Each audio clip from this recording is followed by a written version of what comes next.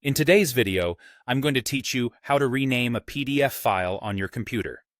Renaming a PDF is simple, but there are a few best practices that can save you headaches, especially if the file is in use or tucked away in a busy folder.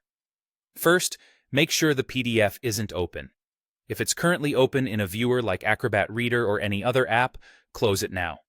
Most systems won't let you rename a file that's in use, and you might get an error message. Closing the file ensures your changes stick the first time.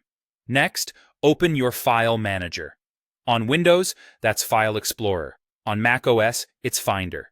You can open it from your taskbar or dock or by using your system's search. Once it's open, navigate to the folder that contains your PDF.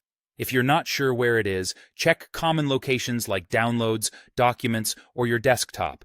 You can also use the search bar and type part of the current file name to locate it quickly. When you found the PDF, right-click it. On a Mac without a mouse, you can Control-click, and on most trackpads, a two-finger click works as a right-click. A context menu will appear. Choose Rename. This will highlight the current file name so you can edit it directly. If you don't see a rename option immediately, look for it under More Options, or try clicking the file name once, pausing, and then clicking again to make the name editable. Type the new file name. Keep it clear and descriptive so you can find it easily later, like including a date or a brief topic.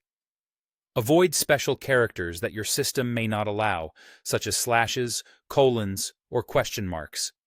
If you can see the .pdf extension at the end, be careful not to delete or change it. Keeping PDF intact ensures the file remains a PDF and opens correctly. If file extensions are hidden on your system, just change the text you see and leave the underlying type as is. When you're done typing, press Enter to confirm. On some systems, you might see an option to save. If so, click it.